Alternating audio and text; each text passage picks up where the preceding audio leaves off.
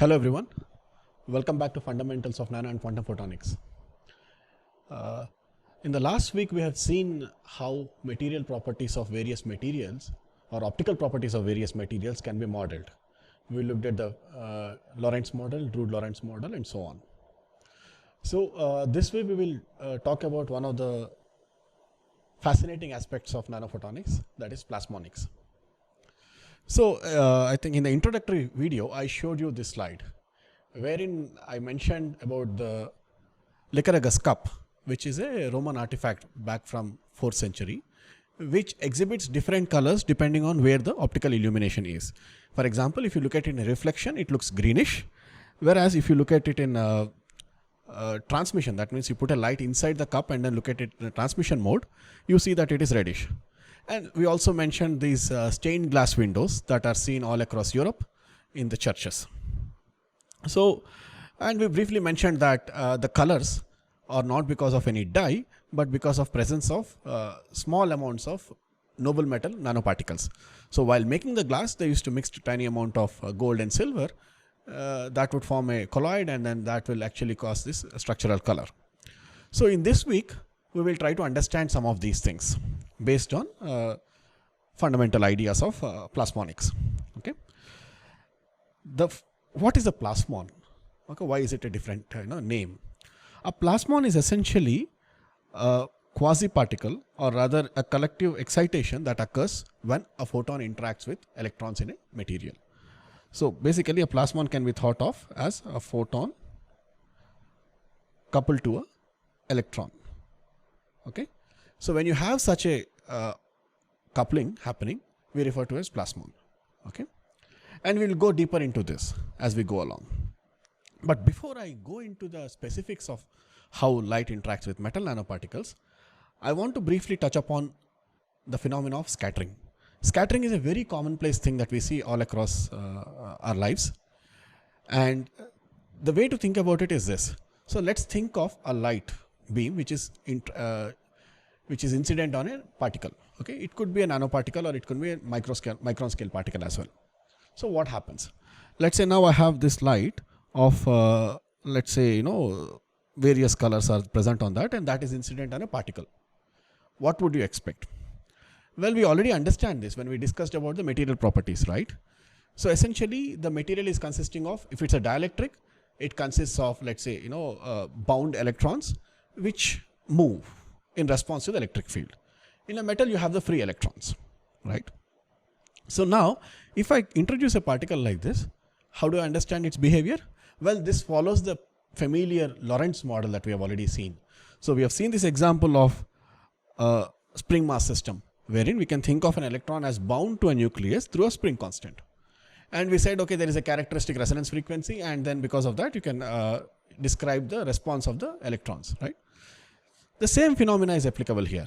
Let's say if I have a nanoparticle or a micron size particle, when light is incident on that, it will cause some polarization. Okay, and we can actually capture that polarization in terms of the Lorenz model. So without actually going through all the details, I am just writing the expression for the dipole moment in terms of the electric field. So here EL is my electric field, right? Incident light or electric field. Okay, and now in response to that there is a dipole moment which is created, which I am referring to as P. All right, so that dipole moment has this term. If you look back in the basic electrodynamics, you will see that the dipole moment is nothing but polarizability alpha times electric field. Okay, so this coefficient that you are seeing here we refer to as atomic polarizability, which is given by the Lorenz model. So it has this characteristic resonance frequency and negative frequency squared, and then negative of I gamma omega. So this is the resonant behavior, right? So now what do you think will happen when I am close to the resonant frequency? Okay, we understand that when we are close to the resonant frequency, this denominator will become very small. That means it's going to blow up. The dipole moment is going to become large. So what? A dipole moment essentially means you have this incident light which is causing this dipole to be created, and the dipole is oscillating in time. So it essentially creates secondary radiation that we will refer to as scattered intensity. Okay, so essentially if I think of a nanoparticle here and light is incident on that nanoparticle. In addition to the, some of the light will get transmitted. Maybe I can show it as, smaller intensity of light which is getting transmitted. But in addition, the light will be scattered in various directions. Okay, that is shown by this, illustrated by these arrows. So light is getting scattered in various directions. And this is a very familiar concept. When we look at dipole antenna, we take the dipole moment, right? And then we look at how the scattered intensity looks like. We studied this in basic antennas and electrodynamics. So we'll see that if I have such a dipole which is created by light, the only difference is the dipole is now oscillating at the frequency of light. That's the only difference. Okay. When you have such a dipole, my scattered intensity will exhibit a donut shape pattern that we have already seen, in our basic courses.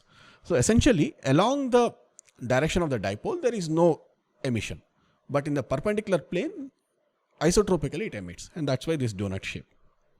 So this is a scattering phenomena that is very common. We see right from nanoscale particles to micron scale particles to even larger objects. We see scattering. That's a very common phenomena. Okay. So as I mentioned, we know how the scattered intensity for a dipole antenna looks like. So where, this is the dipole moment and you have the characteristic fourth power of frequency, and there is also sine square dependence, saying that along the direction of the dipole there is no emission. So now in place of the dipole moment, I'll put in my Lorenz model for the dipole moment that I got. So essentially this Lorenz oscillator term. When I substitute, I see that my scattered intensity is again going to exhibit the familiar Lorenz form, wherein this particular term here is capturing the resonant response. Resonant response of the particle. Okay. And what are the conclusions when we see a resonant response? Well, the scattered intensity is going to be strongest at the resonance frequency, right? When my omega is close to omega naught, right? That is where I get the strongest scattering intensity. If I go away from it or I detune from the resonant frequency, then I will not see significant scattering. All right. And we also see that the scattering is dependent on wavelength. It is not independent of, it is quite dependent on wavelength, basically in terms of lambda to the power of 4. For example, if I take an intensity which is, let me say, I'll take a 800 nanometer light. Okay. I'll take 800 nanometer light and I compare the scattered intensity with, let's say, 400 nanometer light. So essentially I'm making the wavelength half. When I do that, I'll immediately see from the expression that the scattered intensity for 400 nanometers is going to be stronger by 2 power 4, right? So it's 16 times stronger. 16 times stronger scattered intensity. So it depends very strongly on the wavelength. Okay. And also you see that there is a sine square dependence. That means that in the forward, if I think of a dipole which is in the z direction, in the forward and the backward direction, there's equal amount of scattering. Okay. There is no preferential direction, in fact. Okay. All over the azimuthal plane, you will see that there is scattered intensity. Okay. So these are the common phenomena that you see for scattered light. Okay. Why do we think that is important? Well, this basic concept, which you have already understood in some way before, it explains a lot of interesting things that we look at, see. For example, why is the sky blue? That's a question that you might have asked. Okay. Well, the sky is blue because you have the incident electromagnetic energy from the sun, and then the atmosphere has a lot of these molecules. For example, let's say maybe N2 nitrogen molecules, or let's say or oxygen molecules. So all of these are basically less than 1 nanometer size objects, right? There are, there is this bond length which will be roughly about 0.3 nanometers, and there are two of these bonds in, there is a bond in O2, right? So definitely less than nanometer, and nitrogen as well. So the bond lengths are all well known in chemistry. So when light interacts with that, clearly because the size is very small, the omega naught for these molecules is going to be much, much larger than the typical frequencies associated with light. Okay. If, for example, visible light is what we can see, and the omega naught for these bonds, because of the small size, it's going to be very strong, very large. And essentially what you'll end up getting is your scattered intensity is going to be a non-resonant phenomena. Okay. So it's just that, omega square doesn't matter because omega naught is very, very large. So compared to omega, so the denominator essentially becomes omega naught square. Okay. And so it's a non-resonant phenomenon. That means it's not exactly a particular wavelength you see a very strong color and then nothing else. Not like that. It's broadband response. Okay. And now what happens when you compare, let's say 700 nanometers, that is the red light, or deep red light, and let's say 400 nanometers, which is bluish. If I compare these two, I'll immediately see that this 400 blue is scattered strongly.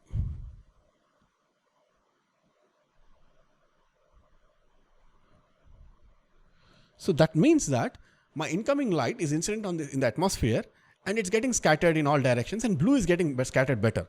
For example, if the sun is at an angle, most of the red light is going through, but only the scattered blue light is reaching your eyes. That's why the sky looks blue.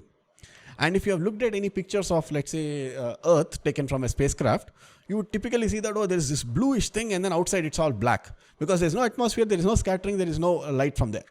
Okay. Only from Earth, where you have a lot of this atmosphere, you see the blue color. All right. And this also explains why, for example, if you look at dawn or dusk, the sun looks reddish, right? It's all, the horizon is reddish at dawn and dusk, or orange-ish color. Why does that happen? Well, it happens because now when the sun is at the horizon, the distance traveled by light before it reaches your eyes is longer, and all across that distance, the blue light is getting scattered in all directions, and only the remaining red light, which is the scattered minimum amount, is actually reaching you. That's why it looks reddish. Okay. And you just look at the world around you, and it's very simple phenomena that we see. Okay. For example, the clouds as well. The clouds are white because there is a distribution of particle sizes, and they're kind of large compared, they are not very small particles compared to they are water droplets essentially in clouds, and they are much larger than the wavelength, or typically of the same order, and they scatter all the wavelengths equally, and that's why they look whitish. Okay. So you see that this simple idea of scattering is very important, okay, in understanding, and we call this as Rayleigh scattering. Whenever the size of the particle is smaller than the wavelength, we call this Rayleigh scattering. And we also have Mie scattering, which deals with the slightly larger particles. And then, of course, in the large scale objects, you have the regular planar optics. Okay. So with this introduction of scattering, I'll stop this particular short video, and then in the next video, I'll talk about what happens when light hits a plasmonic particle or a metal nanostructure. All right. I'll see you then. Thank you so much.